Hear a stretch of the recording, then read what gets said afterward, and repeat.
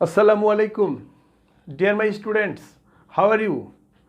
Hoping you are well by the grace of Almighty Allah in this pandemic situation, and I am also fine.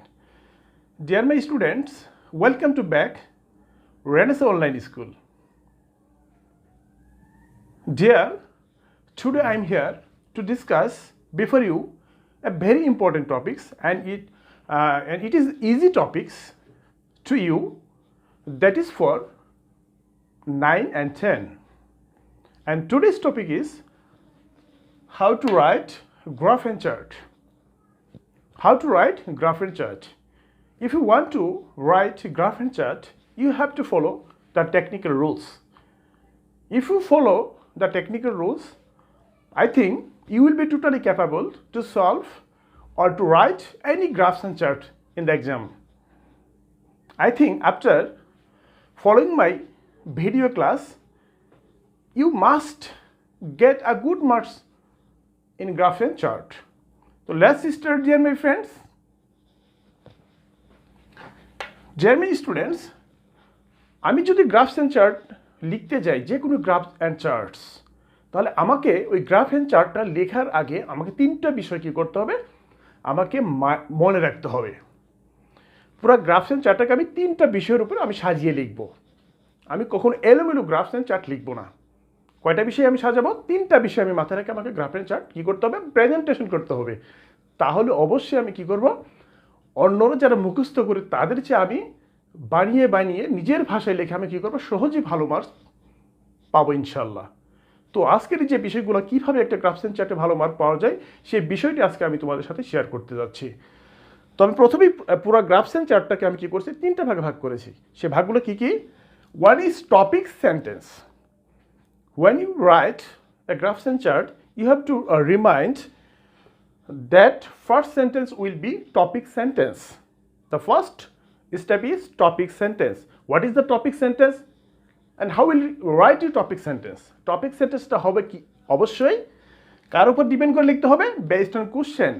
অর্থাৎ যখন যে কোশ্চেনটা দেওয়া থাকবে আমি সেই কোশ্চেনটাই আমরা কী করবো, টপিক সেন্টেন্সের শুরুতেই লিখবো। আর কীভাবে লিখতে হবে সেটা আমি তোমাদেরকে পরে দেখিয়ে দেবো। নেক্সট, 2 নম্বরটা হলো সাপোর্টিং সেন্টেন্স। একটা গ্রাফস অ্যান্ড চার্টকে তিনটা ভাগের মধ্যে দ্বিতীয়টা ভাগ হলো কি, সাপোর্টিং সেন্টেন্স। আমি সাপোর্টটাকে একটা গ্রাফস অ্যান্ড চার্টে আমি কীভাবে সাপোর্ট দিব, আমার ল্যাঙ্গুয়েজটা কীভাবে সাপোর্টিভ হবে, সেটা আমি এখানে লিখেছি। ওই গ্রাফস অ্যান্ড চার্টটা আমি দ্বিতীয় ভাগে আমি লিখব, পুরা গ্রাফস অ্যান্ড চার্টে আমি ডেসক্রিপটিভ রাইটিং থাকবে এখানে। দ্বিতীয় ভাগে থাকবে সাপোর্টিং সেন্টেন্সে কী থাকবে, ডেসক্রিপটিভ রাইটিং, বর্ণনামূলক লিখন আমার থাকতে হবে।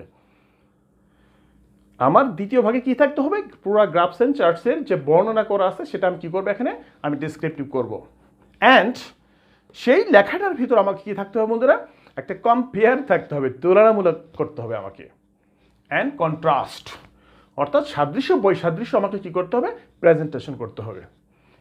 এই তিনটা জিনিস আমাকে মাথায় রাখতে হবে। দ্বিতীয় জিনিস আমার কী হবে, supporting sentence. That supporting sentence will be descriptive and descriptive will be compare and contrast, অর্থাৎ বর্ণনামূলকটা হবে সাদৃশ্য এবং বৈসাদৃশ্যমূলক। দ্বিতীয় ভাগে আমি এটা কী করব, ইন ডিটেলস আমি কী করব, ডিসক্রিপটিভ করব। অ্যান্ড ফাইনালি কী করবো বন্ধুরা, কনক্লুডিং সেন্টেন্স। উপসংহারে আমি কী লিখব, উপসংহারে যেটা আমি প্রেজেন্টেশন করব, যে বিষয়টা আমাকে মাথায় রাখতে হবে, টপিক সেন্টেন্সকে মাথায় রেখে আমাকে সামারিটা কী করতে হবে, প্রেজেন্টেশন করতে হবে। আমাকে সামারি যদি প্রেজেন্টেশন করতে হয়, আমাকে মাথায় রাখতে হবে কি, টপিক সেন্টেন্স, মানে কোশ্চেন নাম্বার কি, কোন টপিক্সের উপর আমি সামারি বা গ্রাফ অ্যান্ড চার্ট আমি লিখছি, সেটা আমাকে কি করতে হবে, এখানে প্রেজেন্টেশন করতে হবে। অ্যান্ড সেটাকে আমাকে কি করতে হবে, হাইলাইটিং করতে হবে, হাইলাইটেড পয়েন্টে নিয়ে আসতে হবে। এই হলো গ্রাফস অ্যান্ড চার্টের তিনটা ভাগ। এবং একটা গ্রাফস অ্যান্ড চার্টে বা অধিকাংশ গ্রাফস অ্যান্ড চার্টগুলোতে সাধারণত ম্যাক্সিমাম অর মোস্টলি আমরা যে ওয়ার্ডগুলো বা যে ল্যাঙ্গুয়েজটিক আমরা যে ওয়ার্ডগুলো ইউজ করি, সে ওয়ার্ডগুলো আমি আজকে তোমাদের সাথে শেয়ার করব। বন্ধুরা দেখতে পাচ্ছ আমি লিখেছি মোস্টলি ইউজড ওয়ার্ডস। একটা গ্রাফস অ্যান্ড চার্টে আমরা কোন কোন ওয়ার্ডগুলো সবচেয়ে বেশি ব্যবহার করি, সেই ওয়ার্ডগুলি আমি তোমাদের সুবিধার্থে সামনে তোমাদের ফার্স্ট টার্ম এক্সাম, সেই এক্সামের উপর ডিপেন্ড করে আমি কী করেছি, এই ওয়ার্ডগুলোকে আমি একটু ডিসিপ্লিন ওয়েতে আমি কী করছি, তোমাদের সুবিধার্থে আমি সাজিয়েছি, যাতে সহজে তোমরা এই পরীক্ষাটা কী করতে পারো, ওভারকাম করতে পারো।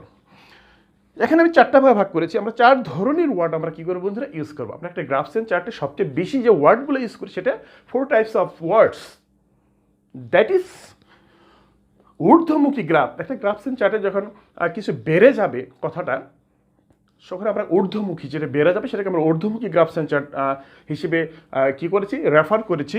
যেমন ঊর্ধ্বমুখী যখন হবে সেটা আমরা বলবো ইনক্রিজ টু।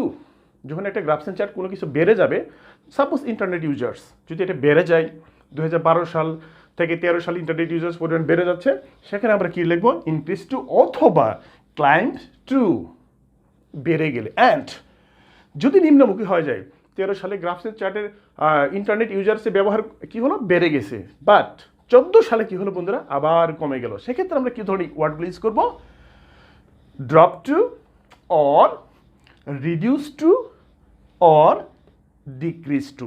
এই 3 ধরনের যে কোনো একটা ওয়ার্ড কি করব আমরা ইউজ করব। অ্যান্ড বন্ধুরা যদি কোনো গ্রাফস এন্ড চার্টে যদি পরিবর্তন না হয়, আই মিন অপরিবর্তনশীল থাকে, অর্থাৎ 14 সালের ইন্টারনেট ইউজার্সের ব্যবহার এবং 15 সালে ইন্টারনেট ইউজার্সের কি একই রইল, পার্সেন্টেজ একই যদি থাকে, সেক্ষেত্রে আমরা কোন ধরনের ওয়ার্ডগুলো ইউজ করব, ডিডন্ট চেঞ্জ, পরিবর্তন হয়নি, and remain stable at, remains stable at, যা অপরিবর্তনশীলই থাকে।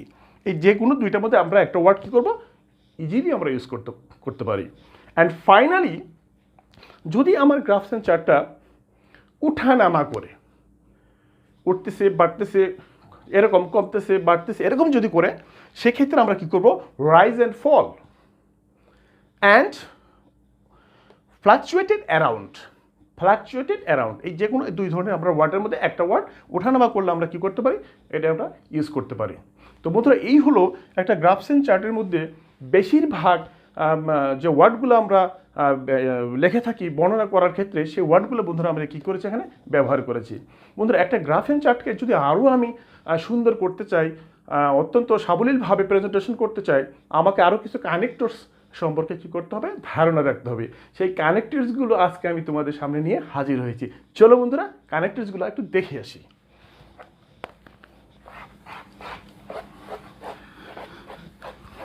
আমার এই বিষয়গুলো রেখে আমি কি করব, কানেক্টরসগুলো ইউজ করব। আশা করি যে কোনো গ্রাফ এন্ড চার্ট আমরা ইজিলি কি করতে পারবো, সলভ করতে পারবো।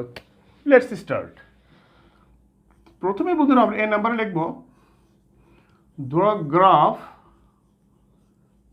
the graph shows ... topic sentence লিখবো এখানে, টপিক সেন্টেন্স। বন্ধু আমি এ নাম্বারে দিয়েছি, এর নাম্বার আমরা কি লিখবো, দ্য গ্রাফ শোস, এখানে আমরা কি লিখবো, টপিক সেন্টেন্স, মানে I mean question, the graph shows the internet users of Bangladesh in the year of 2012 to 2017, অর্থাৎ 2012 থেকে 2017 সালের মধ্যে গ্রাফস এন্ড ইন্টারনেট ইউজার ব্যবহারকারী যে একটা গ্রাফস এন্ড চার্ট, সেটা আমরা এখানে লিখে দেবো। অর্থাৎ কোশ্চেনটা এখানে আমরা কি করব, প্রেজেন্টেশন করব। দুই বন্ধুরা যে কানেক্টরসটা আমরা ইউজ করব সেটা হচ্ছে অ্যাকর্ডিং টু দ্য গ্রাফ, আমরা গ্রাফে এখানে কি করব, এই বিষয়টাকে আমরা এখানে কি করব, এখানে ফ্ল্যাকচুয়েটেড অ্যারাউন্ড, আমরা যেটা ওঠানামা করে সর্বোচ্চ যেটা এবং সর্বনিম্ন আমরা কি করব, এই বিষয়টা আমরা লিখব অ্যাকর্ডিং টু দ্য গ্রাফ। আমরা কি করব, সর্বোচ্চ এবং সর্বনিম্ন যে একটা বিষয় আছে সেটা আমরা এখানে কি করব, প্রেজেন্টেশন করব। অ্যান্ড সি নাম্বারটা, দ্য গ্রাফ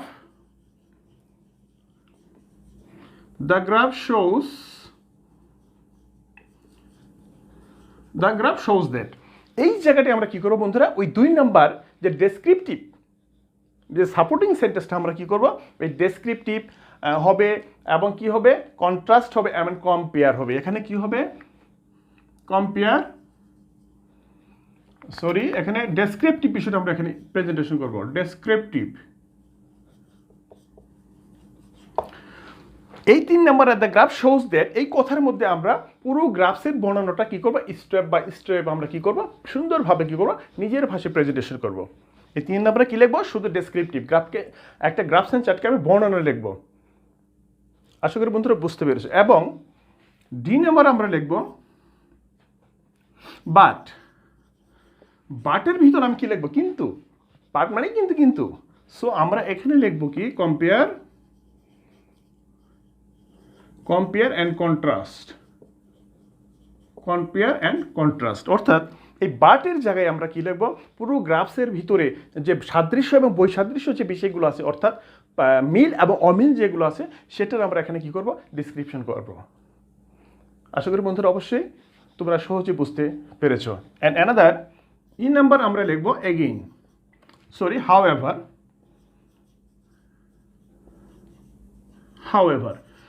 এগুলো হলো বন্ধুরা কানেক্টরস, অর্থাৎ গ্রাফসকে চার্টের ভিতরে আমরা এই ধরনের কানেক্টরসগুলো ইউজ করে ইজিলি যে কোনো গ্রাফ অ্যান্ড চার্ট আমরা কি করব? সলভ করব। আমরা হাউএভার লিখব যা হোক। এখানে আমরা কি করব? গ্রাফস অ্যান্ড চার্টের যে ইতিবাচক যে পজিটিভ ইম্প্যাক্ট যেগুলো আছে, কি আছে? পজিটিভ যে ইম্প্যাক্টগুলো আছে সেখানে আমরা কি করব? তুলে ধরবো পজিটিভ ইম্প্যাক্ট।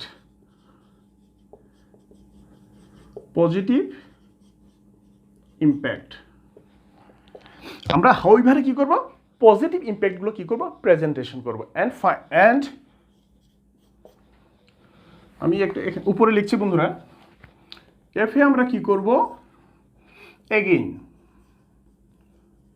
এগেইনের ভিতরে আমরা যদি আমার কোনো নিজস্ব যদি কোনো কমেন্টস থাকে, আমার নিজস্ব যদি কোনো মতামত থাকে, নতুন কিছু যদি সংযোজন করতে হয়, সেখানে আমরা কি করব?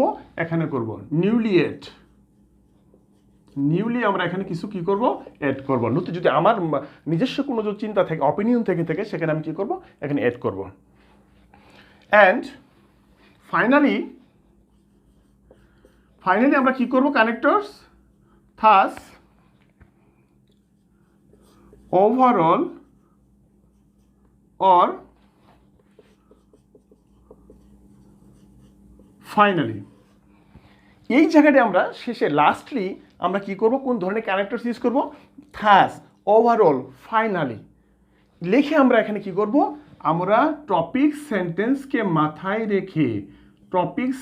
মাথায় রেখে হাইলাইটেড করতে হবে। কি করতে হবে? হাইলাইটেড। অর্থাৎ আমি যখন ফাইনালি করব আমি আমার লেখাটা লিখব, সেখানে আমরা কানেক্টরস ইউজ করতে থাস অথবা ওভারঅল অথবা finally the graph and chart shows that the topic sentence and with that topic sentence will be highlighted. তো ডিয়ার মাই ফ্রেন্ডস, স্টুডেন্টস, আমরা যখন গ্রাফস অ্যান্ড চার্ট লিখব, তো আশা করি এই 3 ধরনের যে প্রসেসগুলো আমি শিখিয়ে দিলাম, যদি তোমরা অবশ্যই এগুলো মনে রাখো, ইজিলি কোনো গ্রাফস অ্যান্ড চার্ট আমাকে কি করতে হবে না, মুখস্থ করতে হবে না, আমি সহজে লিখতে পারবো পরীক্ষায়। যে কোনো গ্রাফস অ্যান্ড চার্ট আসলে আমি কী করতে পারবো? আমি সম্পূর্ণ নিজের মেথডের আমি কী করতে পারবো? প্রেজেন্টেশন করতে পারবো। আশা করি তোমরা অবশ্যই বুঝতে পেরেছ। প্রথম আমি আবার রিভিউ করছি বন্ধুরা। প্রথমে আমরা কি করব? পুরো গ্রাফস অ্যান্ড চার্টটাকে 3টা বিষয়ের উপর লিখবো। একটা হলো একটা সাপোর্টিং সেন্টেন্স, প্রথম হলো টপিক সেন্টেন্স, দ্বিতীয় হলো সাপোর্টিং সেন্টেন্স, আর তৃতীয় হলো কনক্লুডিং সেন্টেন্স। এবং যে সকল আমরা ওয়ার্ডগুলো বেশি ব্যবহার করি সেটাও আমি তোমাদের দেখিয়েছি। এবং গ্রাফ অ্যান্ড চার্টটাকে যখন আমি প্রেজেন্টেশন করবো, বর্ণনা করব, কোন ধরনের কানেক্টরসগুলো ইউজ করব সেটাও আমি আলোচনা করেছি। আশা করি এই বিষয়গুলো যদি তোমরা মেমোরাইজ করো, অবশ্যই সামনে যে এক্সাম, অবশ্যই তোমরা এটাকে সুন্দরভাবে ওভারকাম করতে পারবে। বন্ধুরা, এই ক্লাসটা যদি অবশ্যই তোমাদের ভালো লাগে, অবশ্যই লাইক কমেন্ট করতে শেয়ার করবে না। ঠিক দেন, আল্লাহ হাফিজ, আসসালামু আলাইকুম, সি ইউ অ্যাগেইন।